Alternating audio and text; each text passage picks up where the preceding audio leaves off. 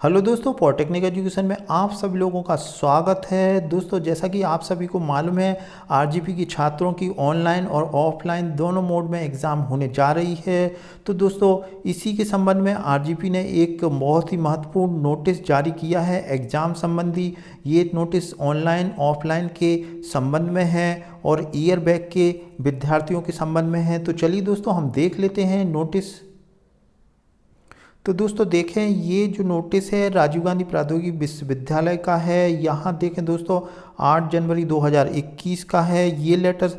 दोस्तों, सभी प्रति प्राचार्य संचालक विश्वविद्यालय से समस्त महाविद्यालय मध्य प्रदेश के लिए है। सब्जेक्ट है दोस्तों, आगामी परीक्षा दिसंबर 2020 के संबंध में आवश्यक दिशा निर्देश।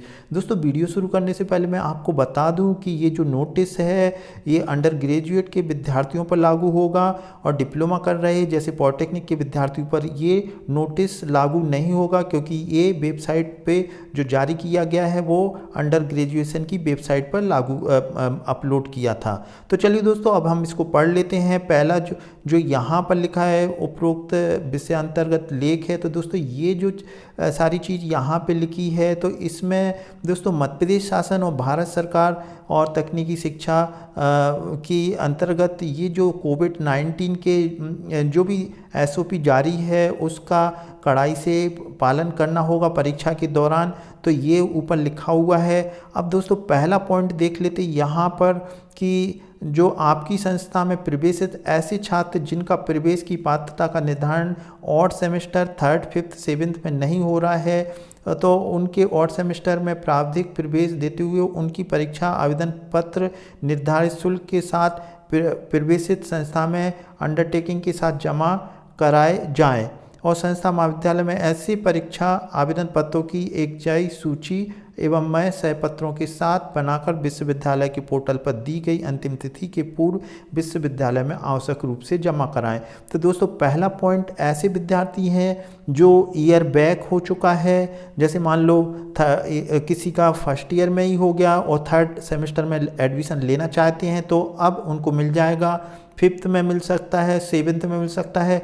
यहाँ दोस्तों, ये जो जिनका ईयर बैक हुआ है उनके लिए एक अंडरटेकिंग लेना होगा, जो कि दोस्तों आपको मालूम है शपथ पत्र। यहाँ दोस्तों आपको एग्ज़ाम फीस भी भरना पड़ेगी। साथ ही साथ आप ये भी देख लें, जैसे कि पॉलिटेक्निक कॉलेज में जो है शैक्षणिक जो है शुल्क वो भी भरवा रहे हैं। तो यहाँ दोस्तों जो ईयर बैक वालों के लिए ये चीज़ आप देख लें कि कॉलेज वाले आपसे फिर एडमिशन फीस भी जमा करवाएंगे, क्योंकि एडमिशन फीस के बिना आपके सेशनल और प्रैक्टिकल और जो असाइनमेंट उन सभी के जो लैब वर्क टर्म वर्क के नंबर हैं वो उसमें भरे जाएंगे। तो दोस्तों, यहाँ पर आप क्लियर कर लें, क्योंकि महाविद्यालय आपसे एडमिशन फीस और एग्ज़ाम फीस दोनों लेगा। अब सेकंड पॉइंट देख लेते हैं, आपकी संस्था द्वारा प्राप्त मैनुअल आवेदन। तो दोस्तों, ये सेकंड पॉइंट कॉलेज के लिए है कि मतलब ये जो है मैनुअल आवेदन पत्र की एंट्री करके उसे लॉगिन पर करना है, ताकि ये सारी चीज़ें आरजीपी पर पहुंच जाएं। तो दोस्तों, इसकी जो अंतिम तिथि के पहले आवश्यक रूप से भेजना है। नंबर तीसरा पॉइंट देख लेते हैं दोस्तों, यहाँ पर विश्वविद्यालय द्वारा सेमेस्टर 7th और 8th सेमेस्टर की जो थ्योरेटिकल एग्ज़ाम है वो ऑनलाइन मोड में ओपन बुक के माध्यम से होगी, और जो कि आपको मालूम है ये मल्टीपल चॉइस क्वेश्चन पे आधारित होगी, जिसमें अंतिम 2 सेमेस्टर की परीक्षाएं ऑनलाइन के माध्यम से ली जाएंगी। किसी भी तरह से ऐसे छात्रों को ओपन बुक ऑफलाइन मोड में अनुमति प्रदान नहीं की जाएगी।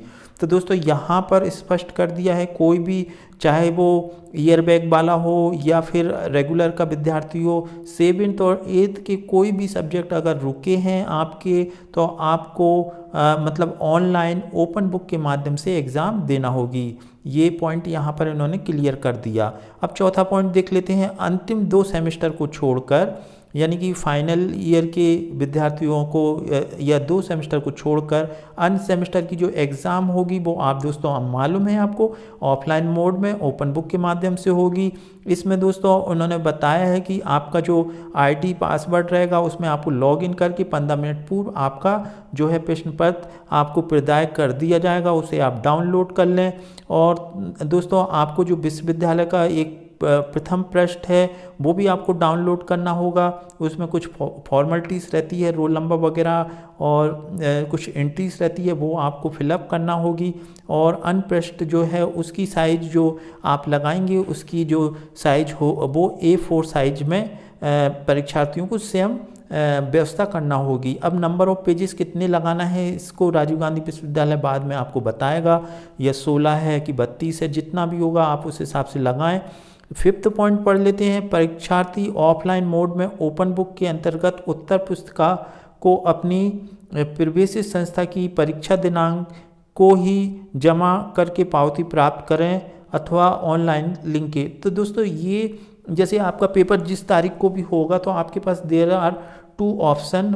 फर्स्ट ऑप्शन ये है कि आप ऑनलाइन के माध्यम से जो लिंक दी जाएगी आरजीपी की तरफ से उस पर आप अपलोड कर दें पीडीएफ बनाकर, या फिर आप पीडीएफ बनाकर लिंक पर अपलोड नहीं कर पा रहे हैं तो विश्वविद्यालय के जो भी सेंटर आरजीपी ने बनाए होंगे तो वहाँ जाके आपको आंसर शीट जमा करना है। दोस्तों इसमें आपको एक चीज़ ध्यान रखना है, आपको रिसिप्ट जरूर प्राप्त करना है किसी भी हालत में। अगर कोई भी भविष्य में दिक्कत आएगी तो आप रिसिप्ट दिखाकर आप अपनी आंसर शीट को सुनिश्चित कर सकते हैं। 6 पॉइंट दोस्तों ये है कि किसी भी स्थिति में आप अपनी जो आंसर शीट है वो डाक अथवा ईमेल के माध्यम से स्वीकार नहीं की जाएगी। यहाँ दोस्तों 7 पॉइंट देख लेते हैं।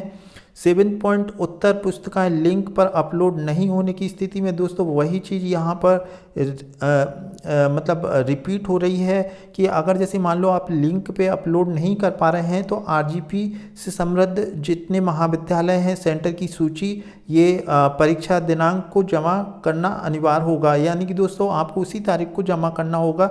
अभी विश्वविद्यालय की सूची देंगे अलग से कि आपको किस विश्वविद्यालय में आपको अपनी आंसर शीट जमा करना है। परीक्षार्थियों से आशा की जाती है कि वे परीक्षा दिनांक को ही परीक्षा केंद्रों के समीप रहते हुए परीक्षा में सम्मिलित हुए, जिससे किसी भी तकनीकी समस्या या व्यवधान के कारण उत्तर पुस्तिका परीक्षा दिनांक को ही कलेक्शन सेंटर पर समय सीमा पर जमा किया जा सके और अनावश्यक परेशानी से बचा सके। तो दोस्तों वही चीज़ है, आप लिंक के माध्यम से अगर टेक्निकल कुछ या नेट नहीं मिल रहा है तो फिर आपको परीक्षा केंद्र में आपको जमा करना होगा। नेक्स्ट पॉइंट देख लेते हैं दोस्तों, यहाँ पर 8 नंबर का है, परीक्षा दिनांक को ऑनलाइन अपलोड की निर्धारित कलेक्शन सेंटर पर उत्तर पुस्तिकाएं जमा नहीं होने की स्थिति में उस दिनांक एवं विषय की परीक्षा में अनुपस्थित करते हुए परीक्षा परिणाम घोषित किया जाएगा, जिसमें उस तिथि की समस्त जिम्मेदारी परीक्षार्थियों की होगी। दोस्तों ये 8th नंबर का पॉइंट बहुत ही महत्वपूर्ण है। आप इस तरीके की कोई गलती ना करें कि आप जैसे मान लो कि किसी की ऐसी परिस्थिति हो जाती है कि वो अपलोड भी नहीं कर पाया और कॉलेज में भी जमा नहीं कर पाया, तो आरजीपी ने बताया है कि अगर उस तारीख को आपने नहीं जमा की तो एज ए आप एब्सेंट ट्रीट किया जाएगा।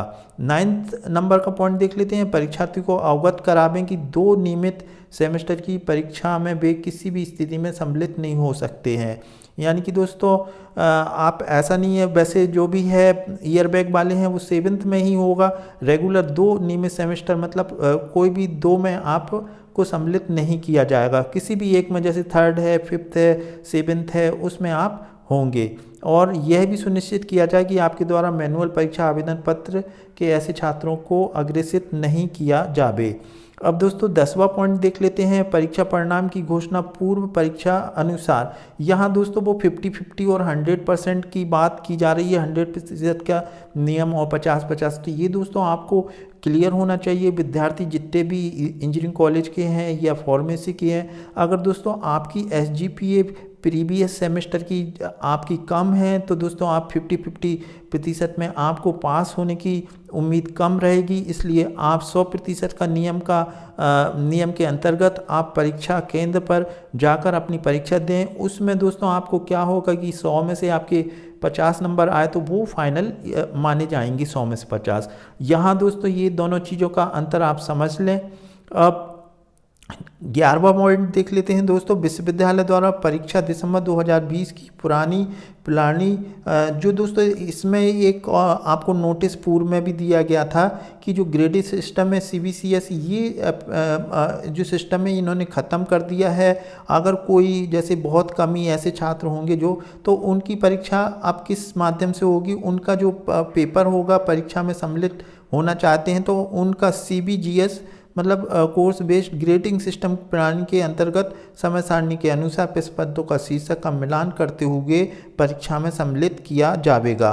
उपरोक्त दिशा निर्देश का पालन सुनिश्चित करते हुए आपकी संस्था में प्रवेश छात्रों को सूचित किया जाए। दोस्तों यहाँ पे आप शपथ पत्र देख लें जो अपात्र विद्यार्थियों के संबंध में है। तो यहाँ दोस्तों जो भी एडमिशन लेना चाहता है, जिनका ईयर बैक है, यहाँ इंजीनियरिंग के, फार्मेसी के, MCA के, आर्किटेक्चर के, और दोस्तों जो विद्यार्थी कॉलेज में परीक्षा देना चाहते हैं तो उनके लिए ये शपथ पत्र भरना होगा। यहाँ दोस्तों जो भी आपको 50-50 का लाभ नहीं लेना है, 100% अंकों का लाभ लेना है, तो आपको विषय का नाम, सेमेस्टर, विषय कोड, परीक्षा केंद्र का विकल्प लिखना है और यहाँ पे सिग्नेचर होंगे और यहाँ पे प्राचार्य की सील वगैरह लगेगी। तो दोस्तों वीडियो कैसा लगा? वीडियो अच्छा लगा हो तो लाइक कर दें। Thanks for watching.